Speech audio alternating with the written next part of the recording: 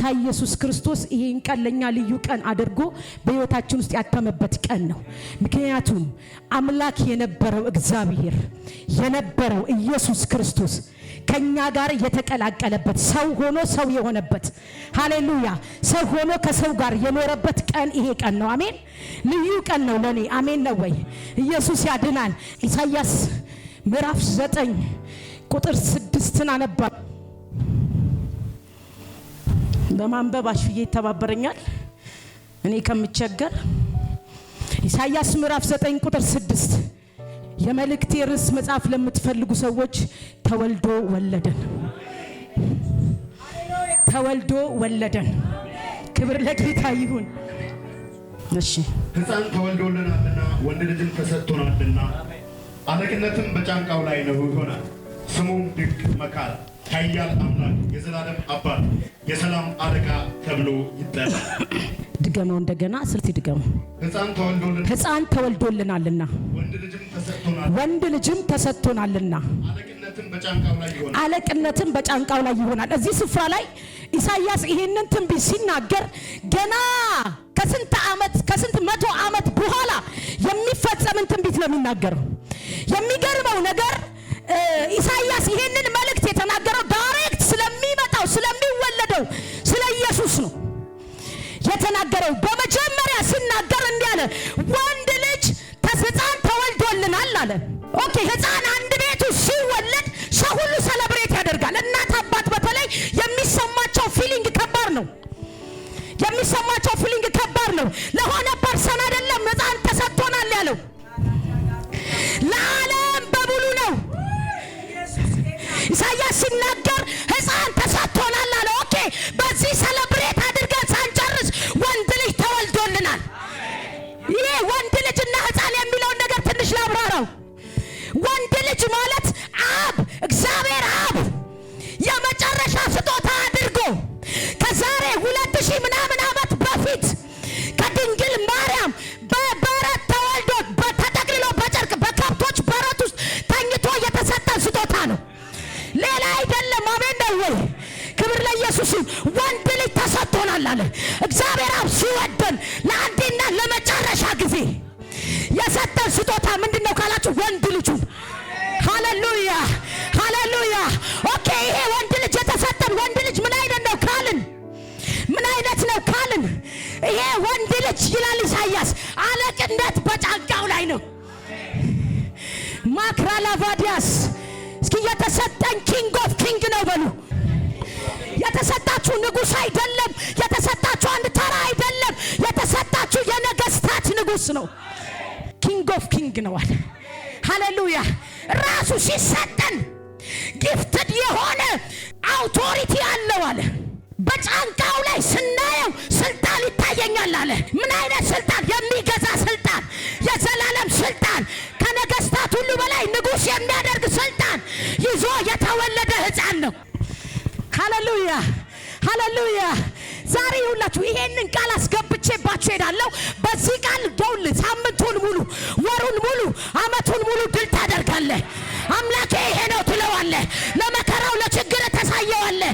የኔ ኢየሱስ እኮ አንተ የምትደራደረው አይደለም። የኔ ኢየሱስ ይሄ ነው። እና የተወለደው ሕፃን አለ። የተወለደው ሕፃን አለቅነት በጫንቃው ላይ ነው። አይታችኋል? መንግስታት የተለያዩ ቦታ ላይ ወይም ደግሞ መከላከያ የተለያየ ስልጣን ሲሰጥ ሚኒስቴር ምንድነው የሚያደርገው? ጫንቃቸው ላይ ምን ያስቀምጣል? ማዕረግ በሉሲ። ያ ከሆነ ሲዝም በኋላ ይቀየራል፣ ወይም ደግሞ የሆነ ፋውል ሲሰሩ ይሻራል።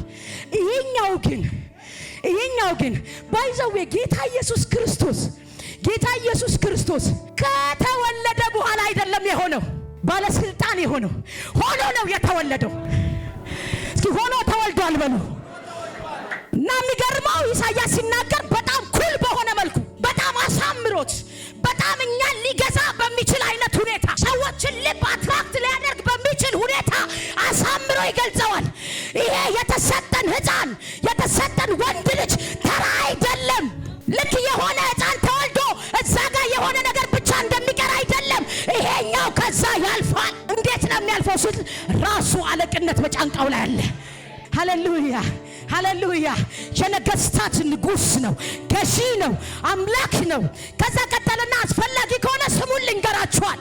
አስፈላጊ ከሆነ ስሙን ልንገራችሁ። አብራርቼ የማልጨርሰው ስሙ ድርጊቱን የሚገልጥ አምላክ ነው። ይህ የተሰጠን ሕፃን ስሙ አለ ድንቅ መካር። አንድ ድንቅ መካር በሉ እስኪ። ኢየሱስ ድንቅ ነው፣ ደግሞ የድንቆች ሁሉ ድንቅ መካር ነው። እሱ ሲመክር አትወጥም፣ እሱ ሲመክር አትጠፋም፣ እሱ ሲመክር አትከስርም። እሱ ሲመክር ሃሌሉያ ወደ ስኬት ትደርሳለህ። ኢየሱስ ድንቅ መካር ነው። ይኸውልህ በችግር ውስጥ አይቶ በስህተት ውስጥ አይቶ የማያልፍ ቀርቦ የሚመክር እየዳበሰ አይዞ ይሄም ያልፋል የሚል ከዚህ ውስጥ ትወጣለህ የሚል ድንቅ መካር። እስኪ ድንቅ መካር በሉ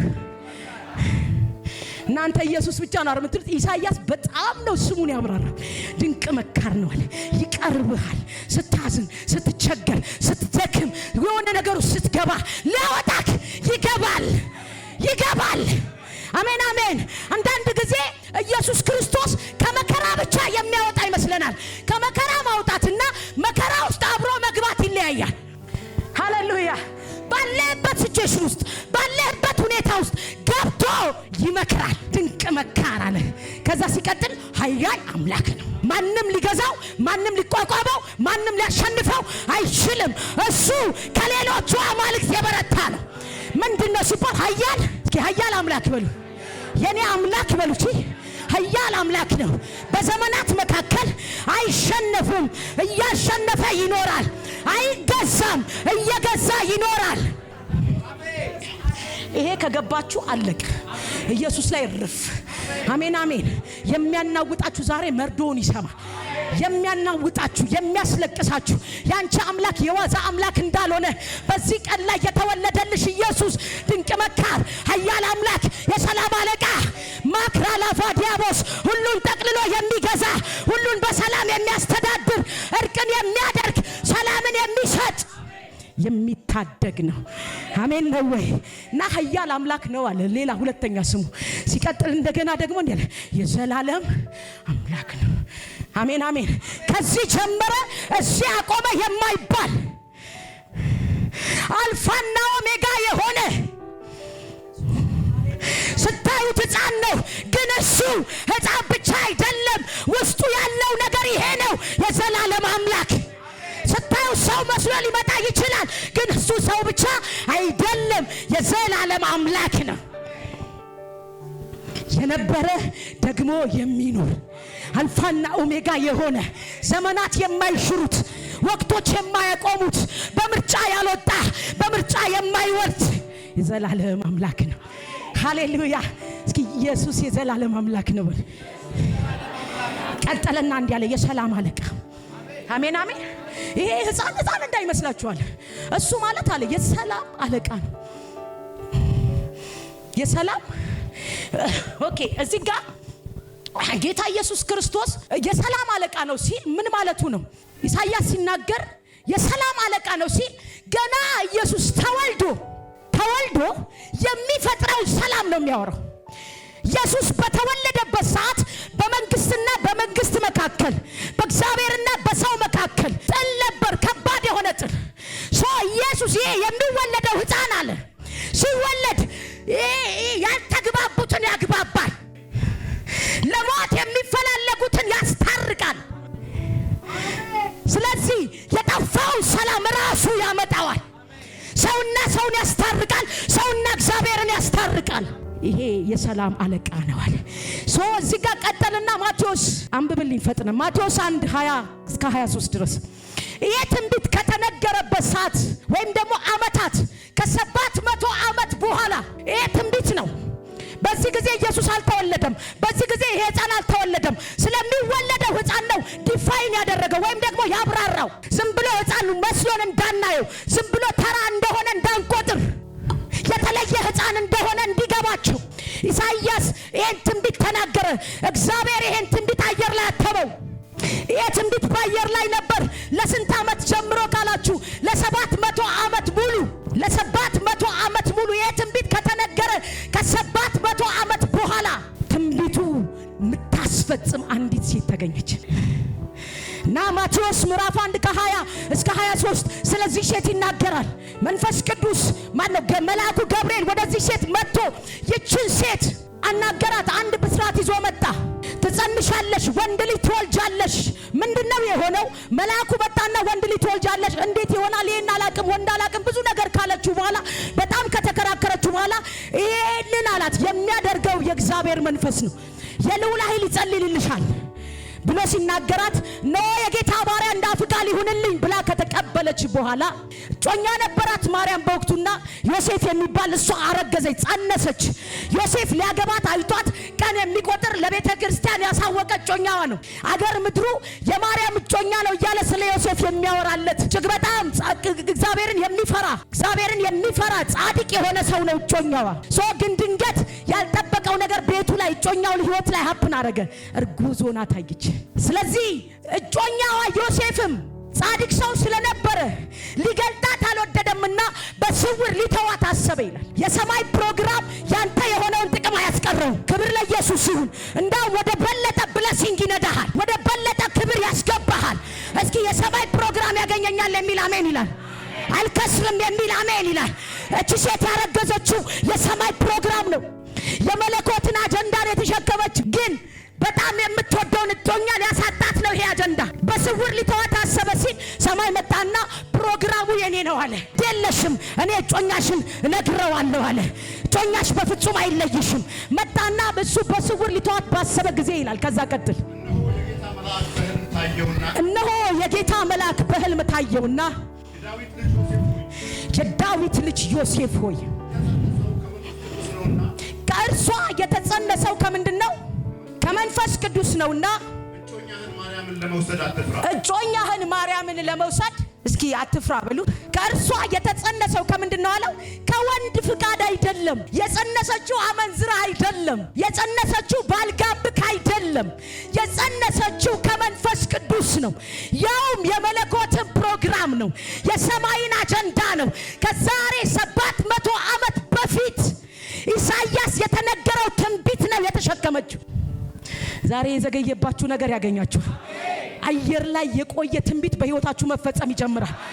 ሃሌሉያ! አካል ይለብሳል።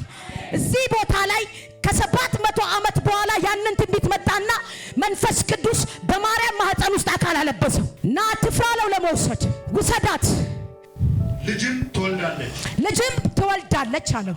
አንደኛ እግዚአብሔር አምላክ ስለጸነሰችው ጽንስ ትክክለኛውን ምላሽ ሰጠው። በጥርጣሬና በከባድ ነገር ውስጥ የነበረውን እጮኛዋን ከጥርጣሬ ፍሪ ያደረገው፣ ነፃ ያደረገው።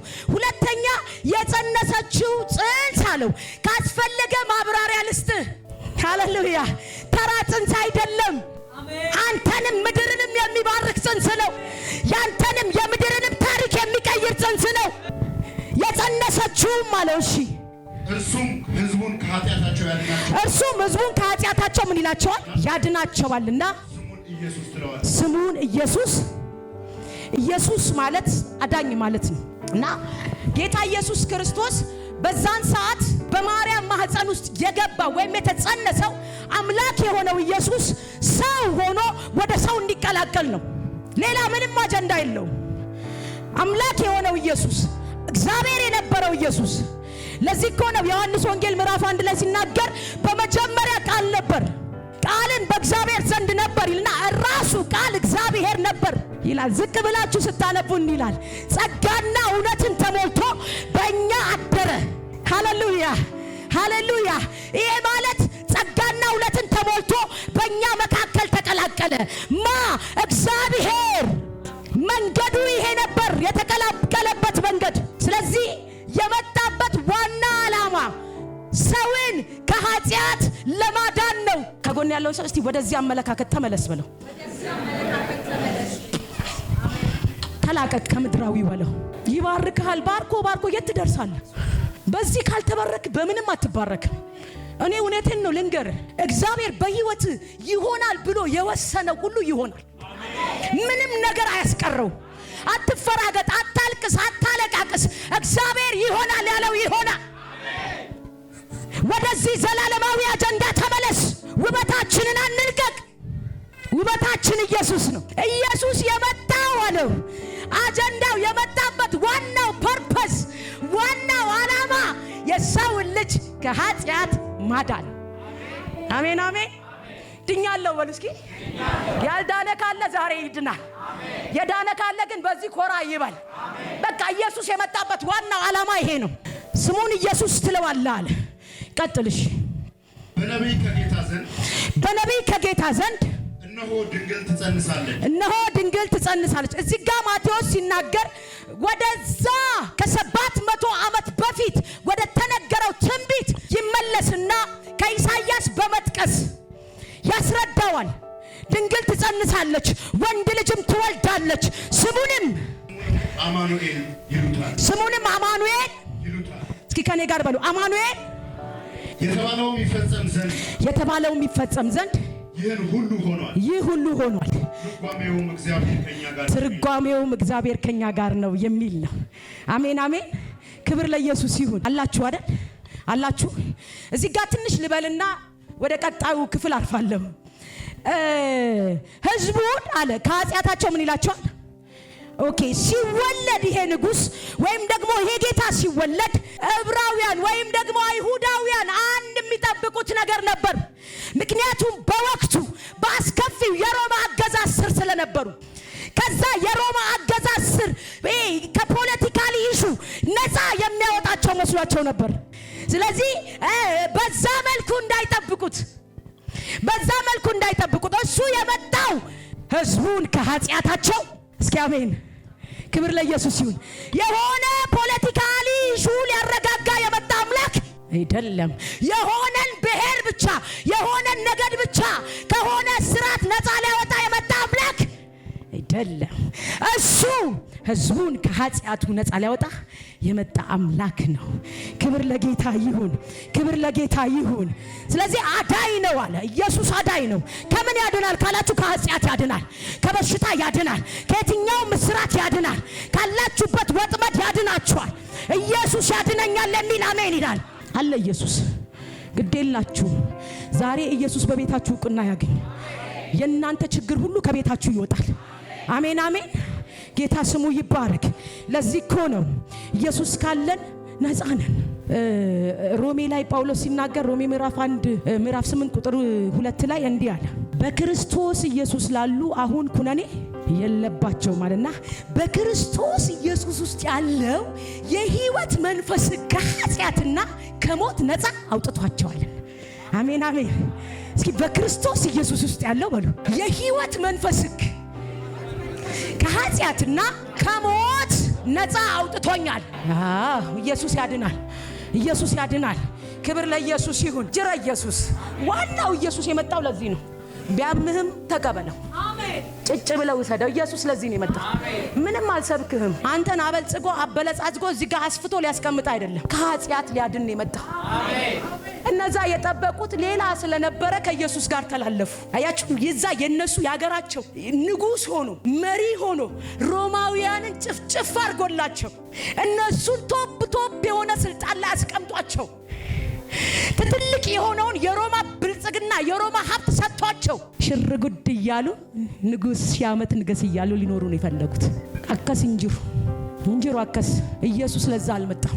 ኢየሱስ የመጣው ህዝቡን ከኃጢአቱ ሊያድን ነው። ዝቅ አለና እንዲህ አለ፣ እግዚአብሔር አማኑኤል ትለዋለህ አለ።